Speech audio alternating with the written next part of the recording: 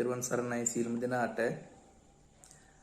අප බලාපොරොත්තු වෙනවා අද සිට පුරා දින 3ක් පුරාවටම බුදුදහම තුල කතා කරනු ලබන දේශනා කරනු ලබන මූලික ධර්ම කරුණු ගැන හරි දක්වන්නට විශේෂයෙන් දහම් පාසල් දරුවන් මුල් කොටගෙන විශේෂයෙන්ම දහම් පාසල් අවසාන විභාගයට පෙනී සිටින දරුවන් වෙනුවෙන් නිර්දිෂ්ටව ඇති එම ධර්ම කරුණු විග්‍රහ කිරීමට බලාපොරොත්තු වෙනවා.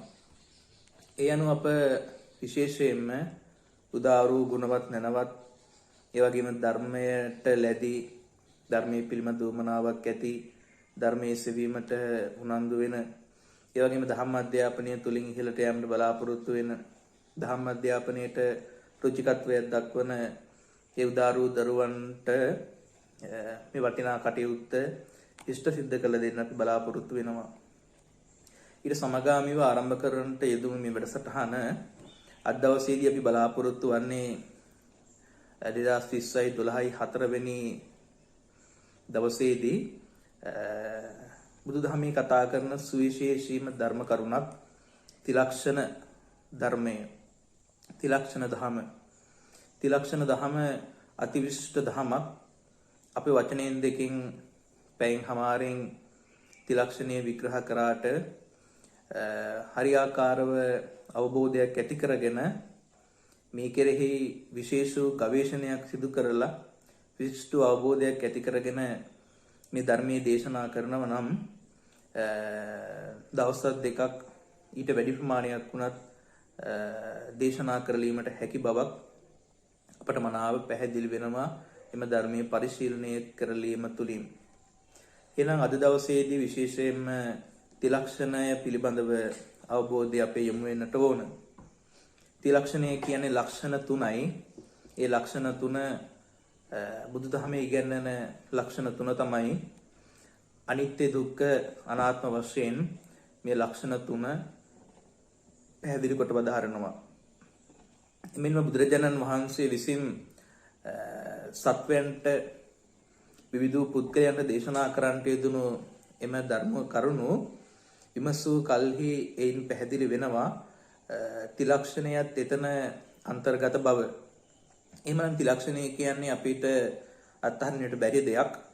මේ තිලක්ෂණය සමගම තමයි මිනිස්යාගේ මේ එදිනෙදා ජීවිත කටයුතු මනුස්ස ජීවිතයේ සිදුවෙමින් පවතින්නේ. එහෙමනම් අනිවාර්යයෙන්ම දැඩි අවබෝධයක් මේ කෙරෙහි අපේ තිබිය යුතු බව මනාව වැටහෙනවා. මිනිස්සේ ජීවත් වෙලා සිටින කාලවකවානුව තුළ මේ මිනිස්යාට දුක් ස්වභාවය ඇති වෙනවා. කැඩෙන ලෝකයක් තියෙනවා මේ මනුෂ්‍ය ලෝකයේ තිරිසන් ප්‍රේත අසුර දිව්‍ය භක්ම මේ කියන සියලුම ලෝකල් කවදාහෝ විනාශ වෙනවා. ඒ වගේම ජීවි අජීවි සියලුම වස්තුන් කවදා හරි විනාශ ස්වභාවයට පත් වෙනවා.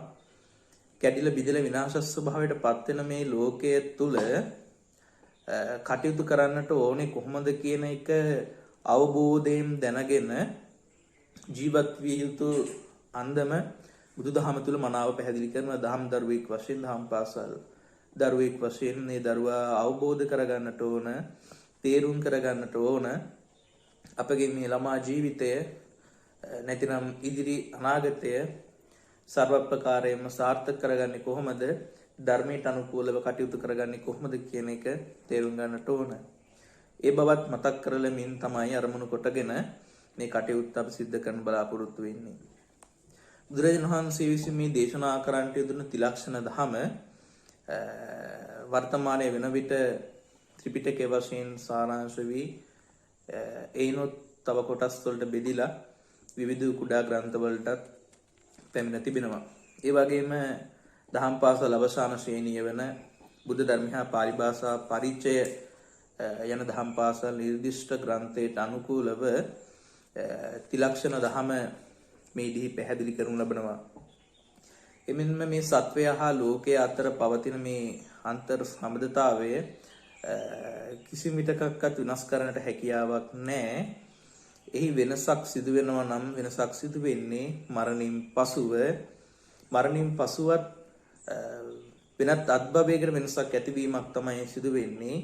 තමන් කරන ලද පින්පව් දේවල් වලට අනුකූලව සුගතියෝ දුගතිය හිමිවීම. එහෙමනම් අප දැනගන්නට ඕන, තේරුම් ගන්නට ඕන බුදුදහමේ සඳහන් කරන මේ අනිත්‍ය සංකල්පය, එහෙම නැත්නම් මේ ත්‍රිලක්ෂණ සංකල්පය පිළිබඳව මෙතන පටන් අපි විග්‍රහ කරගමු. ඒ වගේම තමයි අප දන්නවා සංස්කෘත සහ පාලි වශයෙන් භාෂා දෙකක් පවතිනවා.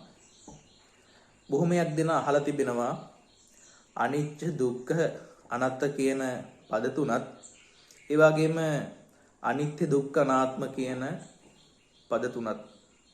මෙහි කිසිම වෙනසක් අපිට දකින්නට නැහැ.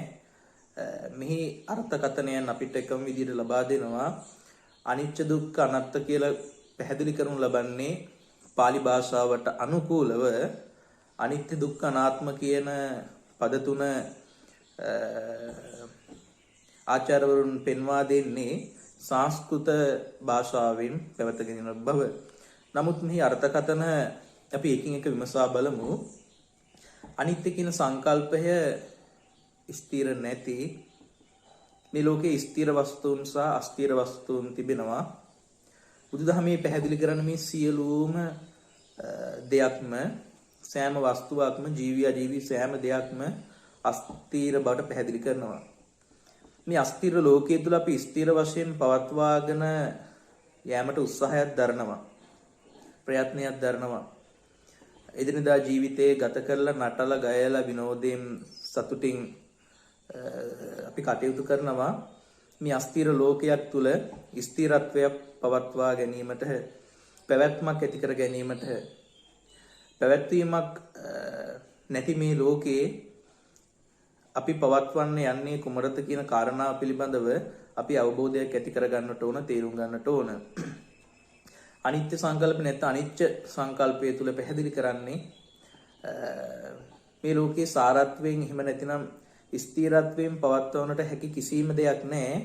මේ සියලුම දේවල් විනාශ ස්වභාවයට, නැතිවීමක්, වෙනස් වීමක්, එහෙම නැත්නම් විපරිණාම ස්වභාවයක් පැහැදිලි කරනවා. ඒ වගේම බුදුදහමේ තවත් පැහැදිලි කරනවා උප්පාද තිති භංග කියන අවස්ථා තුනක්. උප්පාද ඇතිවීම, ඇති වූ දේ කෙටි කාලයක් පැවතීම තිති අවස්ථාව වශයෙන් පැහැදිලි කරනවා. භංග විනාශ වීම, වෙනස් වීම, නැති වී යෑම ඒ වශයෙන් හඳුන්වන්නට පුළුවන්. එම අවස්ථාව තුලත් විමසීමක් කරනකොට හටගත්ත දේ පැවතිලා විනාශ වෙලා යන සංකල්පය අපෙන් බැහැර වෙලා අපේ නිරන්තරයෙන්ම සංකල්පය ඇති කරගෙන ඇති වෙලා තිබෙන්නේ හටගෙන පැවතීම පමණක් ඇති කියන සංකල්පයෙන් තමයි අපි කටයුතු කරන්නේ. අපි කවුරුත් විනාශන සංකල්පයක් ගැන අවබෝධයක් ඇති කරගන්නේ නැහැ. මේ සියලුම දේවල් ඉපදිලා වැය වෙලා විනාශ ස්වභාවයට පත් වෙලා යනවා. ඒ පැහැදිලි කරනවා ධහම තුල උප්පාද වය ධම්මිනෝ කියලා. එහෙනම් ඉම ධර්ම කරුණොස්සේ බලනකොට මේ ලෝකයට හටගත්ත ජනිත වුණ සියලුම ජීවි අජීවි වස්තුන්, මේ සියලුම දේවල් Tamanට ඕන විදියට තමන්ගේ වසඟේ කැමැතිසේ පවත්වා ගැනීමට හැකියාවක් නැහැ. ඒ සියලුම දේවල් විනාශ ස්වභාවයට පත් වෙලා යනවා, භංග වෙලා යනවා. තමන් කැමැති දේවල් තමන්ගෙන් වෙන් වෙලා යෑමක් සිදු වෙනවා, ඉච්ඡා භංගත්වයක් සිදු වෙනවා. එබඳු අවස්ථාව තුල අපිට ඇති වෙන සංකල්පය තමයි, ඇති වෙන දේ තමයි දුක් කියන අවස්ථාව. විශේෂයෙන් අපි තේරුම් ගන්නට ඕන මේ ත්‍රිලක්ෂණීය අනිත්‍ය සංකල්පයත්, දුක්ඛ සංකල්පයත්, අනාත්ම සංකල්පයත් මේ එකට එකක් බැඳුණු දෙයක්. මේ එකට එකක් බැඳුණු සංකල්ප, එම නැත්තම් ධර්මකාරණාව මනාව තේරුම් ගන්නට ඕන.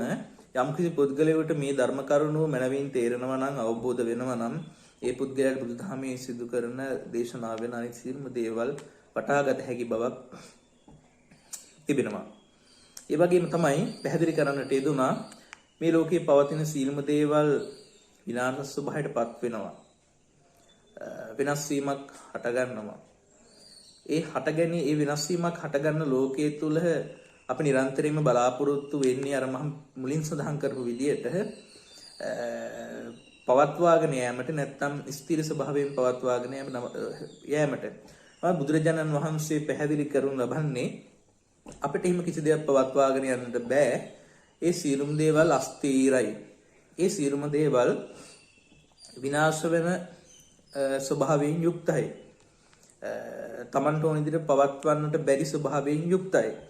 එහෙනම් අපිට කල්පනා වෙන්නට ඕන, තේරුම් ගන්නට ඕන, අවබෝධ වෙනව නිකම්ම එහෙනම් අපිට ස්ථිරත්වයෙන් පවත්වන්නට බැරි, කැම්සේ පවත්වන්නට බැරි දේ අපි ලං කර ගන්නකොට අපිට ඇති වෙන්නේ සැපද දුකද කියන කරුණ අපිට වැටහෙනවා, තේරෙනවා.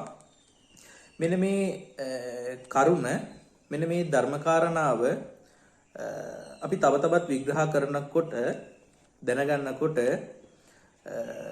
රූප වේදනා සංඥා සංකාර විඥාන කියන මේ සියලුම කඳ කොටස් අප පවත්වන්නට උත්සාහ දරනවා. ඇසට රූප එයින් අපිට ඇති වෙනවා චක්කු විඥානයක්, කනට, නාසයට, දිවට, ශරීරයට මේ කියන සියලුම ඉන්ද්‍රියන් වලට ගෝචර වෙන ඒ වස්තු වලින් උපදින විඥානයන් චක්කු සෝත ගාන ජීවහා කාය කියන මෙන්න මේ විඥානයන් පැවැත්වීමට උත්සාහ දැරීමක් තමයි ඒ දේවල් ස්ථීර සාරත්වයෙන් තමන්ගේ කැමැත්තට අනුකූල පවත්වා ගැනීමක් තමයි සිදු කරන්නේ. නමුත් බුදුදහමේ පැහැදිලි කරනවා එසේ අපිට එහෙම පවත්වා ගන්නට බෑ. එහෙම පවත්වා ගන්න සියලුම දේවල් විනාශ වෙලා යනවා. ඒ දේ අපිට පැහැදිලි කරලා දෙනවා දුක්ඛ කියන ලක්ෂණය තුලින්.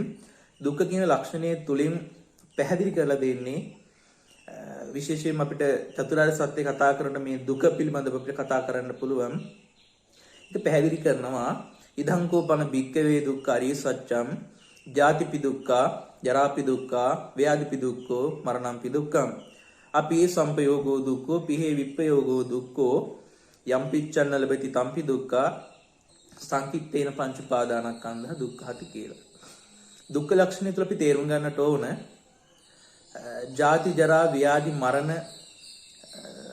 ඒ වගේම ප්‍රියය එක්වීම, ප්‍රියය අපෙන් වෙන්වීම, අප්‍රියය අප සමග එකතු වීම, එහෙම නැත්නම් ඇස කර නාසය දිව ශරීරය කියන මෙන්න මේ පංචස්කන්ධය අපෙන් වෙන් වෙනකොට, අපෙන් ඈත් වෙනකොට අපට නිරන්තරයෙන්ම දුක් කියන ස්වභාවය හට ගැනීම තිබෙනවා. එහෙනම් පළවෙනි සංකල්පය අනිච්ච සංකල්පය. අනිත් සංකල්පය තමයි ස්ථිරත්වයක් නැති, ඒ වගේම තමන්ට කැමතිසේ නැති, විනාශ වෙන විපරිණාමයේ ස්වභාවයට ලක් වෙන දෙය, ජීවි අජීවී වස්තුව අපෙන් වෙන් වෙනකොට, අපෙන් ඈත් වෙනකොට අපට දුක ඇති වෙනවා. දුක ඇති වෙන්නේ තමන් මම මගේ කියන දෘෂ්ටියෙන් එය අල්ලා ගැනීම. ඒ පිළිබඳව අනාත්ම සංකල්පය තුළ පැහැදිලි කරනවා. අනාත්ම සංකල්පය තුළ පැහැදිලි කරන්නේ කවුරු හරි කෙනෙක් ස්ථිරත්වයෙන් පවත්වන්නට බැරි දේ මහා දුකක්. ඒකේ පුද්ගලයාට අසහනකාරී ස්වභාවයක් හටගෙන දෙනවා. අපෘත්තිමත් ස්වභාවයක් ඇති කරලා දෙනවා.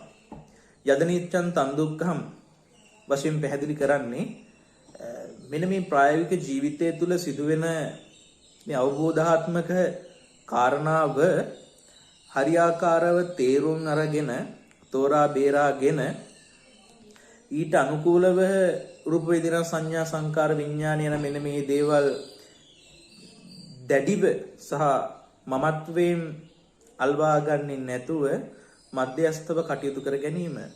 එහෙම බැරි පුද්ගලයෙක් සිටිනවා නම් ඒ පුද්ගලයාට නිරන්තරයෙන්ම මෙන්න මේ දුක් අවස්ථාව, දුක් ස්වභාවය උදා වෙනවා. ඒක සිදු වෙන්නට ප්‍රධානම හේතුව තමයි අනාත්ම සංකල්පය තුලින්, නැත්නම් අනත්ත් සංකල්පය තුලින් පැහැදිලි කොට වදාරනවා. ඒක පැහැදිලි කරන්නේ මම මගේ කියන දෘෂ්ටියෙන් අල්ලා ගැනීම. කවුරුරේ පුද්ගලයෙක් විනාශ වෙන, අස්ථීර වූ, කැමැතිසේ නොපවතින්නේ නැති මේ සියලුම දේවල් දුක අපිට වශයෙන් පවත්වනවා. ඒ දුකක් වශයෙන් පවත්තනදී අත්හල යුතුයද අත් නොහල යුතුයද කියන එක තමන් විසින් තේරුම් ගන්නට ඕන. තමන් විසින් අවබෝධ කරගන්නට ඕන කරුණක්. එහෙනම් දුක්ඛ සංකල්පය තුල පැහැදිලි කරේ ජාති ජරා ව්‍යාධි ඔන්න ඔය කියන කරුණු ටික අපේ ජීවිතයට එනකොට ඒ සියලුම දේවල් දුක් අවස්ථාවක් වශයෙන් පැහැදිලි කරනවා. ඒ වගේ තමයි මේ දුක් අවස්ථාව ඇතිවීමට ප්‍රධානම හේතුව අනාත්ම සංකල්පය තුලින් නැතිනම් අනාත්ම සංකල්පය තුලින් මනාව පැහැදිලි කරනවා පෙන්වනවා. එහිදී පැහැදිලි කරන්නේ පෙන්වා දෙන්නේ මම මගේ කියන දෘෂ්ටියෙන් අල්ලා ගැනීමක්. එහි පදාර්ථය අපි ගත්තොත් අත්ය යනු ආත්මය කියන නිර්වචනය දෙන්නට පුළුවන්, තමා කියන අර්ථකථනය දෙන්නට පුළුවන්. අනාත්ම කියන්නේ මම නොවන, තමාගේ නොවන අර්ථකථනය අපි පැහැදිලි කරන්න පුළුවන්. එහෙනම් බුදුදහම තුල පැහැදිලි කරන්නේ මෙන්න මේ සංකල්පයේදී මම මගේ කියන දෘෂ්ටියෙන් බැහැර වෙන්නට ඕන, අස්මිමානය දුරු කර ගන්නට ඕන. එහෙනම් මම මගේ කියන දෘෂ්ටියෙන් එල්බගෙන කුමනෝ පුද්ගලයෙක් මේ ලෝකේ පවතින ජීවී අජීවී වස්තුවක් මම මගේ කියන දෘෂ්ටියෙන් ස්ථිර වශයෙන් පවත්වා ගැනීමේ අරමුණක් ඇතිව ජීවිතය ළඟ රඳවා ගන්නව නම්, එකතු කරගෙන සිටිනවා නම්, එක් රාශියකින් එක් රොක් කරගෙන සිටිනවා නම් ඒ සියලුම දේවල් අපෙන් වෙන් වෙනකොට, අපෙන් ඈත් වෙනකොට ඒ පුද්ගලයාට දුක ඇති වෙනවා. එහෙමනම් මේ දුක නැති කරලීම, දුක ප්‍රහීණය කිරීම, නිරෝධය කිරීම බුදුදහම තුල මනාව පැහැදිලි කරනවා. එන දහම් පාසල් දරුවන් වශයෙන් තේරුම් ගන්නට ඕන. දහම් පාසල් දරුවන්ට පැහැදිලි කර දෙනවා මෙන්න මේ ග්‍රන්ථය තුලත් විවිධ ග්‍රන්ථ තුලත් ඊටමත් දීර්ඝ ලෙස මම මුලින්ම පැහැදිලි කරන්නට යෙදුනේ ත්‍රිලක්ෂණය කියන්නේ හරි සරලෙන් පහසුවෙන් අපිට විස්තර කරන්නට පුළුවන් දෙයක් නෙවෙයි. ත්‍රිලක්ෂණ ධර්මය අති විශිෂ්ට ධර්මයක්. ඒ ධර්මය තේරුම් ගැනීමට හරි දුෂ්කරයි. දුෂ්කරවද ඒ අප සරල වශයෙන් හෝ තේරුම් ගන්නට ඕන. විශේෂයෙන් මේ වැඩසටහන තුළින් බලාපොරොත්තු වෙන දහම් පාසල දරුවන්ට අවශ්‍ය කරන මූලික කරුණු වන මෙන්න මේ කරුණු එකින් එක පැහැදිලි කරලා දෙන්නට, එහෙමනම් මේ කරුණු සියල්ලම ගොනු වෙලා එකතු කරගෙන අපේ ජීවිතය ගන්න වගේම ඒ තියෙන අධ්‍යාපන වලටත් මේ ධර්මය පිටුහලක් කර ගන්නට ඕන, අපි තේරුම් ගන්නට ඕන. එහෙනම් පැහැදිලි කරේ මම අනිත්‍යතාවය නිසා දුක් ස්වභාවයක් ඇති වුණා. දුක් ස්වභාවය තුළින් අපිට තේරුම් යන්නට ඕන, වැටහෙන්නට ඕන මේ සියලුම දේවල් අත්හල යුතුයි. අත්හල යුත්තේ අතින් නොව, ගතින් නොව, අත්හල යුත්තේ මනසින් බවත් තේරුම් වෙන්නට ඕන. භූමියක් දිනා මේ සියලුම දේවල් දුකයි, මම මගේ කියන දෘෂ්ටියෙන් ඈඩ් කරන්නට ඕන කියන චේතනාව අරගෙන මේ සෑම දෙයක්ම අත්හැර දමනවා. මේ හැමෝම අත්හැරලා දමන්නේ ද්‍රව්‍ය වශයෙන්, පුද්ගලයේ වශයෙන්. බුදුදහම තුල පැහැදිලි කරන්නේ එහෙම අත්හැරීමක් නෙවෙයි, මනසින් දෙන වටිනාකම අත්හැල යුතු බව. එහෙනම් මනසින් දෙන වටිනාකම, යම්කිසි දෙයකට දෙන වටිනාකම අපි අත්හැරියොත් එතන මම මගේ කියන දෘෂ්ටියක් නැහැ, මගේ කියලා ගැනීමක් නැහැ, මම කියලා ගැනීමක් නැහැ. එතන එසේ සිදුවීමක් නොවෙනකොට ඒ පුද්ගලයාට දුක් අවස්ථාවක් ඇතිවීමේ ප්‍රවණතාවය අඩුයි. එහෙමනම් දුකක් ඇතිවීමේ ප්‍රවණතාවය අඩු වෙනකොට ඒ පුද්ගලයාට නිරන්තරයෙන්ම පැහැදිලි වෙනවා, තේරුම් යනවා මෙහින් ලබාගත යුතු සාරත්වයක් නැහැ. මේ සියලුම දේවල් අසාර වූ දෙයක්, අස්ථිර වූ දෙයක්, මෙහි ස්ථිරත්වයක් පැවැත්වීමට අපිට හැකියාවක් නැහැ නේ කියලා. එහෙමනම් ඒ පුද්ගලයා නිරන්තරයෙන් බලාපොරොත්තු වෙන්නේ බුදුරජාණන් වහන්සේ විසින් දේශනා කරන්නට යෙදුණු නිර්මල බුදුදහම තේරුම් අරගෙන සම්මයක් සම්බෝධිත්වයට පත්වීමයි. එහෙමනම් සෝවාන් ඵලයේ සිට සකෘදාගාමි අනාගාමි අරිහත් මෙහි සතර මඟ සහ සතර ඵල වලට ලක්වීමට තමයි ඔහුගේ ඒකායන බලාපොරොත්තුව. ඔහුට එතනින් එහාට මේ ලෝකේ වටිනත්වයක් සාරත්වයක් සෙවීමට අවශ්‍යතාවයක් නැහැ. ඔහු අවබෝධ කරගෙන තිබෙනවා මේ සංකල්පය තුළ මේ සියලු දේවල් අසාර ස්වභාවයක් මම්මගේ කියන දෘෂ්ටියෙන් ගන්නට අවශ්‍යතාවයක් නැති තත්වයක තරම් ඔහුගේ මානසිකත්වයේ පත් වෙලා තිබෙනවා. එහෙනම් ඒ පුද්ගලයා ඊට පස්සේ තේරුම් යනවා මෙම තත්වයේ ඇතිවීමට ප්‍රධාන හේතුව මොකද කියලා. මේ හේතුව මේ පුද්ගලයා මෙම හොයාගෙන යනකොට එයාට වැටහෙනවා මොකද්ද මේ දුක කියන්නේ කියන කාරණාව. මේ දුකට හේතුව මොකද්ද? දුක නැති කිරීම. දුක නැති කිරීමේ මාර්ගය. මෙන්න මේ කියන කරුණු හතර කෙරෙහි නිරන්තරයෙන්ම උත්සාහයක් දරනවා, වෙහෙසක් දරනවා. ඒ සියලුම දේවල් වළක්වා ගැනීමට, සිදු නොවීමක් ඇති කර ගැනීමට. එහෙමනම් ඒ පිළිබඳව චතුරාර්ය සත්‍ය දේශනාව පිළිබඳව අපි වෙනම විග්‍රහයක් අනිත් වීඩියෝ පටියද කරන්න බලාපොරොත්තු වෙනවා. එෙහිදී චතුරාර්ය සත්‍ය ධර්මයත් ආර්ය අෂ්ටාංගික මාර්ගය පිළිබඳවත් මනාව පැහැදිලි කරන්නට යෙදෙනවා දෙවන වීඩියෝ පටය තුල.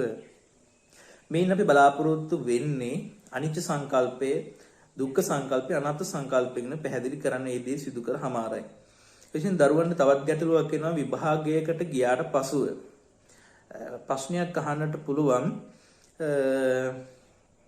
තිලක්ෂණේ ලියා දක්වන්නට කියලා. විවිධ පුද්ගලයෝ මේ තිලක්ෂණේ විවිධාකාරයෙන් අහලා තිබෙනවා. සිංහල තේරුම් ලියන්නටත් යනවා, පාලි තේරුම ලියන්නට, පාලි වචන ලියන්නටත් යනවා. විශේෂයෙන් තේරුම් ගන්නට ඕන ඒදී පාලි අවස්ථාවට ප්‍රමුඛ ස්ථානයේ දිය යුතුමයි. අපිට වචන තුනක් පාඩම් කර ගැනීමට හැකියාවක් නැහැ. අපිට හැකියාවක් තිබෙනවා නිකන් ඉන්න වෙලාවෙදිවත් අනිච්ච දුක්ඛ අනාත්ම හරි කියලා අපි පැහැදිලි අපි පාඩම් කරනවා නම් අපිට ඒ පාඩම් කර ගන්නට පුළුවන්. එහෙනම් තේරුම් ගන්න නිරන්තරයෙන්ම සිංහල තේරුම ලියන්න කියලා આવොත් අපි ලියන්නට ඕන. වැඩි හොඳට ලිව්වට ප්‍රශ්නයක් නැහැ. නමුත් අපි මෙහි පාලි වචනේ අනිවාර්යයෙන්ම ලිවිය යුතුමයි, ලිවීමට උත්සාහ දරන්නට ඕන. මම සඳහන් කරන්නට යෙදුනා අනිච්ච දුක්ඛ අනාත්ම. මෙන්න මේ කියන පද තුන පාලි, අනිත්‍ය දුක්ඛ අනාත්ම මේ පද තුන සංස්කෘත. මේ පද තුනේ මොකක් ලිව්වත් හරි, පාලි කොටස ලිව්වත් හරි, සංස්කෘත කොටස ලිව්වත් හරි එහි කිසිම වැරද්දක් අඩුපාඩුවක් නැහැ. අපෙන් ප්‍රශ්නයක් අහලා දෙප්ප පෙර අවුරුද්දක මේ දෙකෙන් මොකද ලියන්නට කියලා. මේ දෙකෙන් මොකක් ලිව්වත් උත්තරේ නිවැරදි. ඒක නිසා ඒ කියන සැකයක් ඇති කරගන්නට අවශ්‍යතාවයක් නැහැ. එහෙමනම් දීර්ඝ ලෙස මේ අවස්ථාව ගැනීමට බලාපොරොත්තු වෙන්නේ දහම් පාසල් දරුවන් වෙනුවෙන් මේ වැඩසටහන සිදු කරන්නට යෙදුනා. විශේෂයෙන් තේරුම් ගන්නට ඕන, අවබෝධ කර ගන්නට ඕන මේ විග්‍රහය තුලත් සමහර විට යම් යම් අඩුපාඩු ඇති. ඒ සියලුම දේවල් මගහරවා ගන්නටත් කියලා පැහැදිලි කරනවා. විශේෂයෙන්ම මේ කටයුත්ත සිදු කරන්නට යෙදුනේ සහ යෙදෙන්නේ දහම් පාසල් පෙළ පොතට අනුකූලවයි. ඒ වගේම දහම් පාසල් දරුවන්ට වැටහෙන මට්ටමටයි. එයින් එහාට මේ කරුණු පිළිබඳව අපිට විමසීමක් කරන්නට පුළුවන්, විග්‍රහ කරන්නට පුළුවන්. ඒට උචිත කාලයක් පැමිණි පසු අපේ සිදු කරන්නට බලාපොරොත්තු වෙන කරලීමට හැකියාවක් තිබෙනවා. එමනම් දහම් පාසල් දරුවන්ගේ දැනුමට අනුකූලව, මට්ටමට අනුකූලව මේ කටයුත්ත සිදු කර බව තේරුම් ගන්නට ඕන. විශේෂයෙන්ම මම මේ අවස්ථාව තුළ ඉල්ලා සිටිනවා, පැහැදිලි කර සිටිනවා ශ්‍රී ආර්යගීත දහම් පාසල් සියලුම ගුරු බවතුන්ට අපගේ ස්තුති ප්‍රණාමය පුද කරන්න බලාපොරොත්තු වෙනවා. විශිෂ්ට ශ්‍රේෂ්ඨ ගුරු මණ්ඩලයක් අපට සිටිනවා.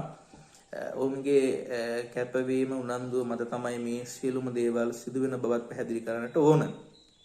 ඒ වගේම අප ශ්‍රී ආර්යගීත දහම් පාසල් Facebook ගිණුම හරහා අප සමග එකතු වෙලා අපට ප්‍රශංසා කරන, මේ කටයුත්තට නින්දා කරන, ඒ වගේම මේන් ප්‍රයෝජන ගන්න, විවිධ වැඩසටහන් වලට අනුබල දෙන ඒ පිරිස වෙනුවෙන් නිකුත් කරන මේ වැඩසටහන අපගේ ශ්‍රී ආරකිත දහම් පාසල් YouTube channel එක හරහාද මේ දේවල් දැක බලා ගන්නට පුළුවන්. විශේෂයෙන්ම දහම් පාසල් ගිණුමට සම්බන්ධ ප්‍රධානාචාර්ය හිමිවරුන්ගේ උපප්‍රධානාචාර්ය හිමිවරුන්ගේ දහම් පාසල් ආචාර්ය හිමිවරු ඒ වගේම ප්‍රධානාචාර්ය මහත්මවරු උපප්‍රධානාචාර්ය මහත්මවරු දහම් පාසල් ආචාර්ය ගිහි පිරිස ඒ වගේම ඒට සම්බන්ධ දෙමව්පියෝ දුවදරුවෝ බාලමහලු මේ සියලුම දෙනාට අපි ඉල්ලීමක් කර සිටිනවා මේවා ප්‍රයෝජනට අරගෙන දරුවන්ට ලබා දෙන්න ඒ දරුවන්ගේ ආකල්ප ඇති කරලීමට උත්සාහ දරන්න. ලබන වීඩියෝ එකෙන් හෙට දිනේදී සිදු කරන්න බලාපොරොත්තු වෙන වීඩියෝ පටය තුලින් අපි බලාපොරොත්තු වෙනවා චතුරාර්ය සත්‍ය ධර්මය හා ආර්ය අෂ්ටාංගික මාර්ගය කියන මේ ධර්ම කරුණු දහම් පාසල් නිර්දිෂ්ට දහම් පාසල් අවසාන ශ්‍රේණි නිර්දිෂ්ට පෙළ පොතට අනුව සිදු කරලීමට එසේනම් සමුගන්නට අවසරයි. සියලු දෙනාටම සම්මා සම්බුදු සරණයි.